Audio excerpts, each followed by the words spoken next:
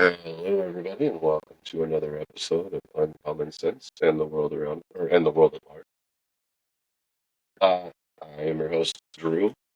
Today, I have a guest with me. I have my oldest son, Zach.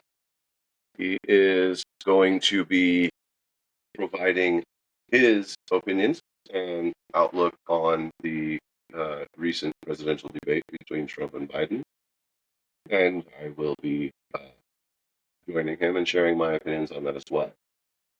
Zach is also going to be my news department guy. So he is going to be sharing tech news and things of that nature throughout the different episodes. So we'll get this started off. Zach, you want to say hi to everybody? Hi, I'm Zach. Nice to see you all. I'll be here occasionally. I don't know what I'll do, what I won't do, but you'll hear from me a lot. All right, that's Zach. So, what did you think about the debate, buddy? Well, it was. I think I would have rather watched tape drive, honestly. Pretty big waste of time. I don't know. They always say laughter is the best medicine, and if that's the case, then watching that show was not necessary. It summarizes it too well, actually. Yeah, it does. Politicians killing the country one debate at a time. What was your overall impression like between the two candidates? Like, I mean, was there a clear winner of the debate in your eyes? If I had to pick a winner, I'd say most likely Trump won the debate, but I don't think there was a clear winner necessarily. Right. So, why is it that you don't think there was a clear winner? Well, you go to Biden, and well, you all know how Biden is. You saw it again on live television. Then you go to Trump. He didn't dodge questions per se. A lot of the information he provided wasn't exactly completely true. So, as Trump's saying, so there was a bit of fake news going on there. By both Yeah. candidates. Yeah. Yeah. I get that. I got a pretty similar impression. I did. What I got from it was Trump did a really good job of dodging certain questions by using the time given for those questions to rebut rebut what Biden said, or to just, like insult him, basically. But by pointing out things that, real or made up, uh, are negative about Biden's time as president. Most of the negative things about his time as president, though, were pretty true. Most of the positive things that Trump said about his time as president were also fairly over-exaggerated. So, yeah, I get it. No clear-cut winner. In my eyes, I mean, neither one of them, they were either too busy lying or dancing around the actual question or just mumbling incoherently. Thank you, Brandon. They were so busy with all of that nobody ever actually, in my opinion, answered an actual question well enough to think there was anybody who should win that. No, not at all. I mean, Trump was better at not mumbling, but most of it really was just a bunch of people mumbling. Yeah. Yeah, it was a rough start. Had a rougher finish, and all around was not fun to watch. Yeah, no. Or it was, depending on how you look at it. Right. I mean, let's face it, like, Biden, he got torched. Like, if that would have been like an MMA fight, Trump's walking out with the belt, Biden's leaving on a stretcher. Like, he really got torched. But in the realm of debates, they might as well both have just not showed up. Probably would have been better to watch. Honestly, yes. Two empty podiums with people asking questions to those empty podiums. A, would have taken up less of our day, and B, would in fact have been more entertaining and less confusing. Oh yeah. Great. Now, what did you think of the way, unlike the last debate we saw between these two, what did you think of the fact that Trump didn't? It's not just that they had the ability to mute him, it's that they only had to do that like one or two times. He wasn't sitting over there trying to cut in. Now, while I am certain that a fair amount of that had to do with the fact that he was well aware that he would be muted, it's never stopped him before. So, uh, what's your impression on, even though he lost his temper, obviously, on the way he handled it compared to last run? I'd say he definitely knows there's a lot more at stake this election with all the stuff going on in the world. And I think he just knew he had to stay collected to make a good impression on voters. Yeah, I could see that. A man who is known even in places he shouldn't be known because of his amazing ability to lose his temper and do something dumb or say something even dumber. I can see that. I can see that. All right, well, let's take a little break from this and we'll share some more on some specific points in the debate. But I'm going to go ahead and let Zach take over, and he has got some news updates for us today. So the floor is yours, good sir. Alrighty, well, we're going to start off with some interesting tech news in the world.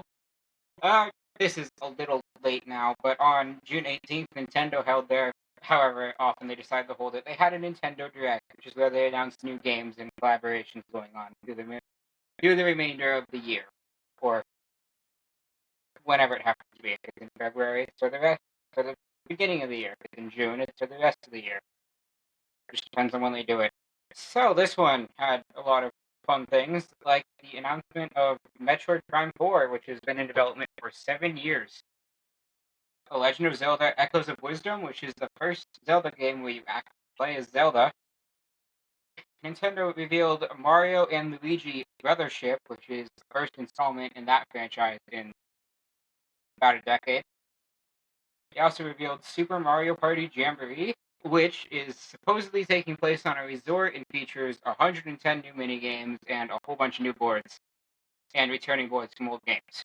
The only real other big thing that got announced was Donkey Kong Country Returns is getting remastered and put on the Switch. And other than that, there's some smaller games, stuff that you can look into through Nintendo's website if you wish. In other news, Samsung has revealed they're doing a Galaxy Unpacked event on July 10th in Paris, France, which will see the launch of the new fold phones, the new flip phones, the new earbuds, and the new watch, which we've seen some renderings of, and it's alarming to say the best. Google Pixel has announced their Unpacked event to reveal their new Pixel lineup of phones a full month early compared to usual, be on August 13th, and will reveal the new Pixel phones, which is including a larger third model known as the XL. You're getting new Pixel buds, a new Pixel tablet, and potentially a new Pixel watch, but we don't really know much about that yet. Nvidia became the most highly valued company in the world today, but a little while ago. Since then, Nvidia, Microsoft, and Apple have been going at each other for that. It's a very close race at the moment. And that's all I've got for Tech Talk today. Join us next week, and I'll have more stuff for you. Thank you, Zach. All right. So, interesting addendum. I've seen these Galaxy watches as well, and well, between that and Google deciding to name their biggest phone the XL, I'm starting to be concerned that the Android phone making companies are running out of original ideas, because the Galaxy Watch Ultra, it is an Apple Watch. I mean, they even come with the same band. Like, Not the exact same, but the general idea. yeah, I would not be mad at somebody for asking me how I liked my Apple Watch if I was wearing that Samsung Galaxy Ultra watch, Not to mention the Galaxy Bud 3 which also looked exactly like AirPods. and the Bud 3 Pro, which is like AirPod Pros. Yep. It's not good. Very bad. So, uh, interesting. I am definitely an Android guy and not an Apple guy, but it is interesting to see this weird trend and, you know, see where it goes. So now, moving back to the debate, um, there was something that Biden kept saying that was really bothering me. And I apologize. I have not been able to take the time to look this one up yet. But this whole, I think he said like 8 times that 159 presidential scholars or historians or something like that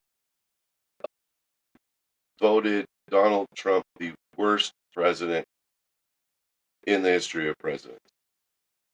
And then he changed the number to 158, and then he said 159, 158, whatever the number was. Don't quote me on the number. So I haven't taken the time to look it up. Uh, my co-host is doing so at the moment. But he brought this statement up so many times. And whether it's true or not, saying, well, I'm better because I was class president, or I'm better because I was voted everybody's buddy in high school, to the guy who had a reputation for being an asshat, like, that doesn't matter. And uh, the fact of the matter is that people are going to vote for the president that they think is best. Telling them that that your opponent is the worst president ever, if they were on the fence about voting for you, is probably going to make them not vote for you. Like, that looks really weak. It looks like you're backed into a corner and you're desperate for a comeback and you just can't come up with one. And the fact that you say it that many times just makes it look like you've got nothing else. Whether that statement is true or not,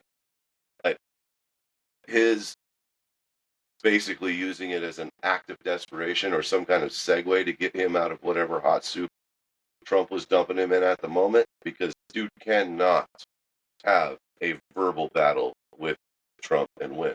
Biden can't have a verbal battle with a toddler and win at this point in his life. But it just makes you look weak and like you don't have a comeback. Like you've got nothing to rebut their statements with. What are your thoughts, Zach?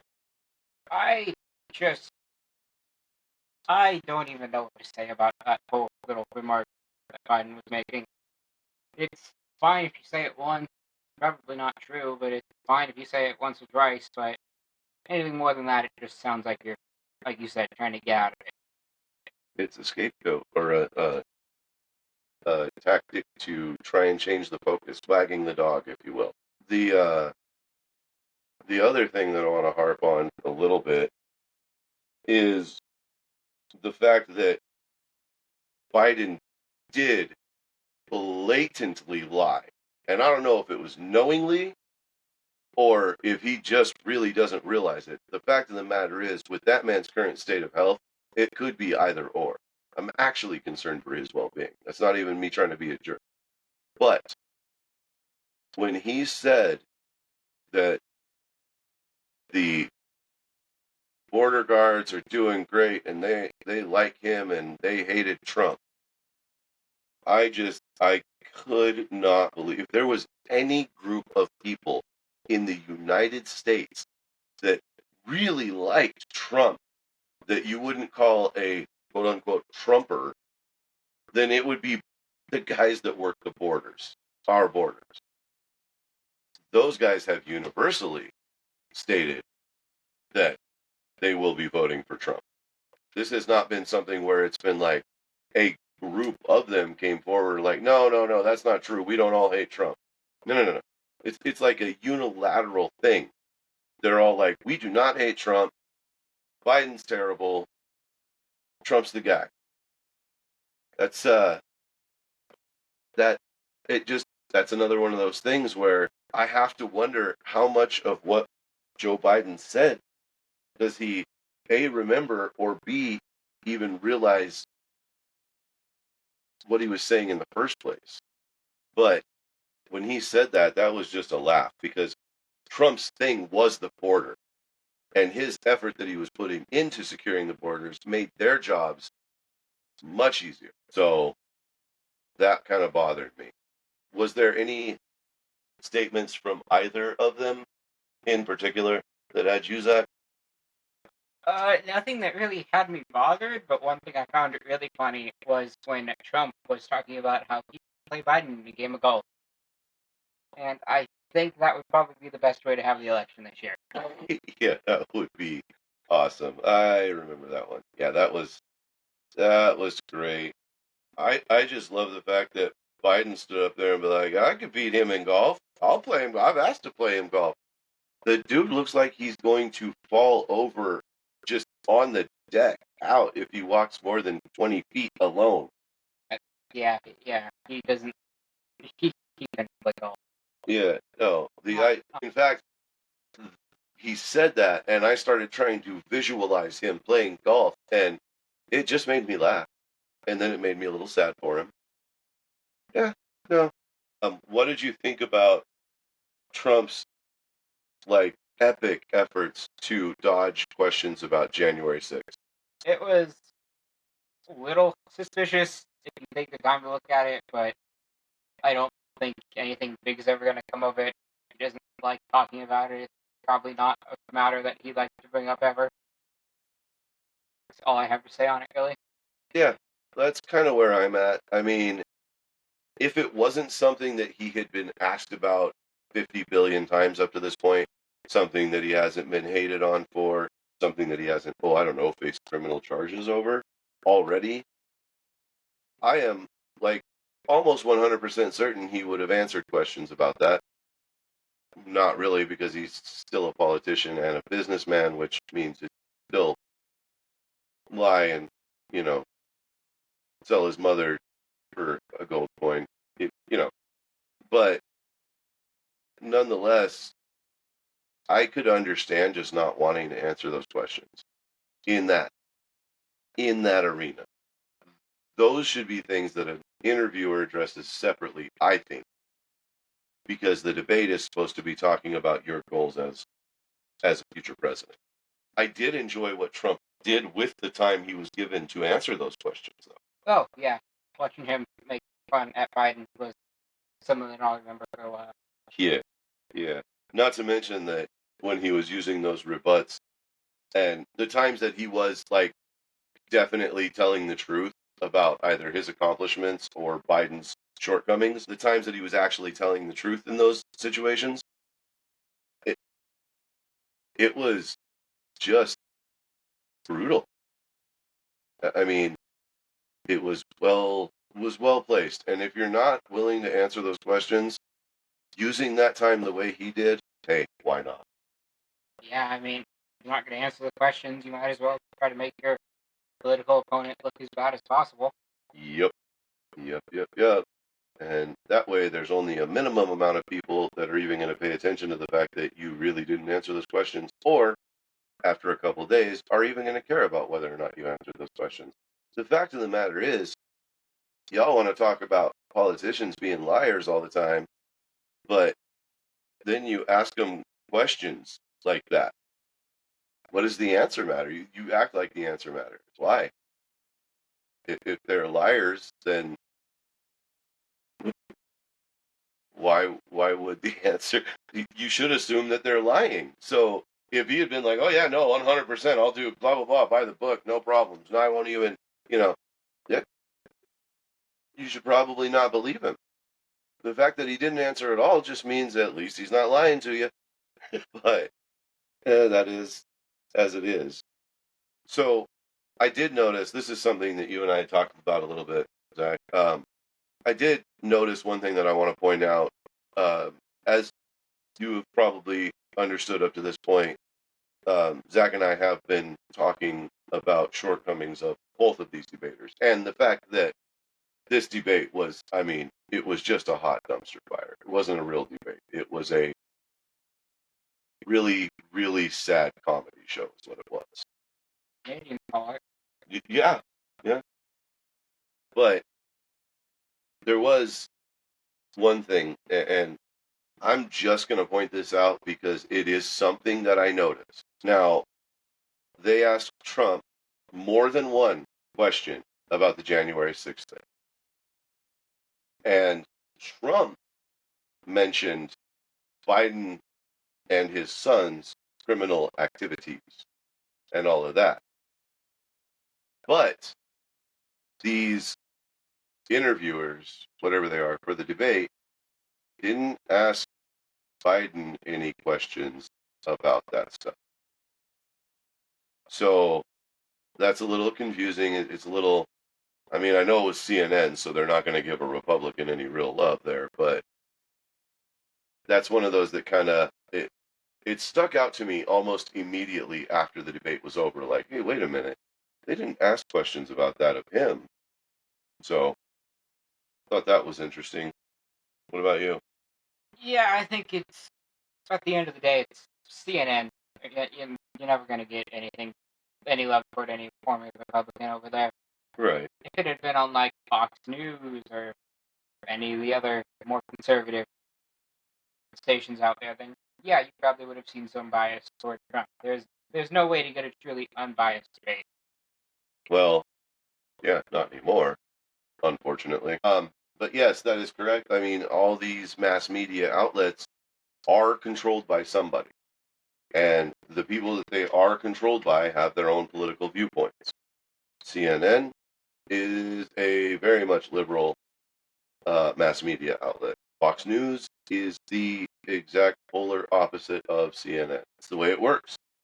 They talk trash about people that they don't agree with, and those people are different because they are run by different people.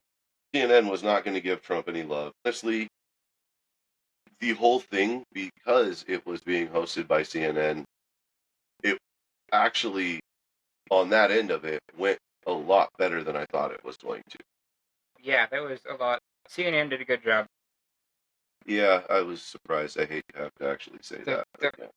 I mean, there was a 1 to 2 minute delay, and I was worried that that was going to cause some issues. And if they did cut anything out, they did a really good job of not making it noticeable because I can tell it was nothing that seemed edited.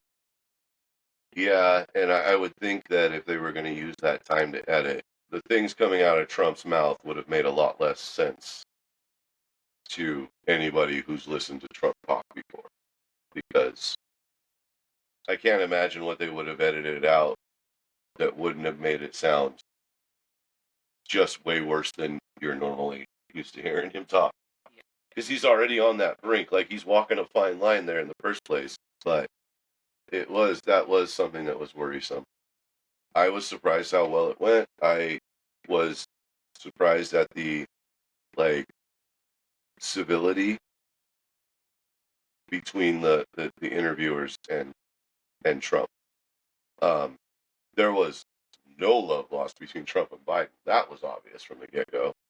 Biden was so pissed off he didn't even need somebody to walk him out to the podium. That's something. Overall, yeah, the debate was just like a really sad comedy show. I could have thought of many better things to watch, but the impression overall and what I've seen is people, as many people that say it was not a debate at all and it was just a shit show.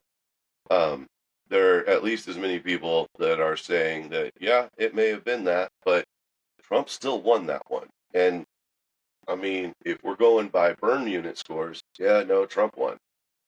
And that's the only way in which there was a winner. Yeah. I mean, nobody won an actual debate trophy for this. Do you have any other thoughts on the debate? Not necessarily. It was just a very, very long, sad thing to witness. Yeah, it really was. It really was. Well, folks, man, this debate was so sad and pathetic that we ain't even got a full 30 minutes in talking about it. and there was some of that was tech news. But really, we've exhausted this. We've beat this horse. It's time to put the stick down. They are definitely dead. Not a whole lot to say, guys. The bad blood is very obviously still there. That fire has not cooled on either side. It's going to be a bloodbath, I think, this election. So I look forward to seeing what the next debate is like. If there's another. Yeah, if there's another one. Because I don't know, if I was Biden's team, I probably wouldn't want one. Honestly, I'm trying to put the subject. Yeah. Biden's team, I wouldn't want one just because I don't know how much miles are left on those tires. Trump's team, I could see where they wouldn't want one because it's like, dude, no, we want to minimize the things that you're allowed to say without us being right there next to you. Yeah. I don't have any automotive news or smashing things in the realms of my responsibilities. We've got Hoop Fest going on in Spokane. That's getting all set up. Starts tomorrow. Today. Oh, it is happening today. Sorry. That's why we're avoiding downtown like it's a bad habit. So Hoop Fest is going on. Downtown's crazy. All the guys playing ball, having fun. You know what? Zach just reminded me. I do have one piece of automotive news that I find very interesting. Technically, it's two. Amazon just penned a huge deal with Rivian. Rivian is going to supply Amazon with their delivery vans. They're really ugly. It's not good. It's Amazon. They look like an Amazon delivery van with a Rivian front end. It's pretty horrific, to be honest with you. And when you look at it, like, rationally, you know why it looks terrible, but your brain just can't wrap around who bastardized something in such a way. But it doesn't matter. It's an Amazon delivery van. It's ugly to look at. It's going to be way more expensive than it needs to be, should be, or is even worth. But there you go. Amazon, Rivian, huge deal. Rivian is going to be supplying Amazon with their delivery vans. So, anyway, Volkswagen has also penned a deal, or is working on penning a deal with Rivian. They are going to be buying their electric vehicle software and technology. So they're not going to be partnering with Rivian on an actual vehicle, but the tech stuff and that software, they're going to pen this deal to be able to lean on Rivian's expertise in this area. So you'll still get a Volkswagen, but it'll have Rivian tech in it. None of this matters because they're going to be electric vehicles and therefore suck.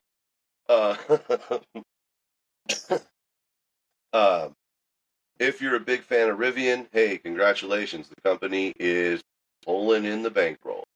Other than that, folks, I don't have any news from the automotive world. We got car shows and everything else going on around us, so we'll have plenty of things to talk about. But other than that, I think that we will say you guys have a wonderful day. I'm Drew, and this is Zach. And we're going to go ahead and sign off. Thank you for attending another episode of Uncommon Sense and the World at Large. Have a nice day.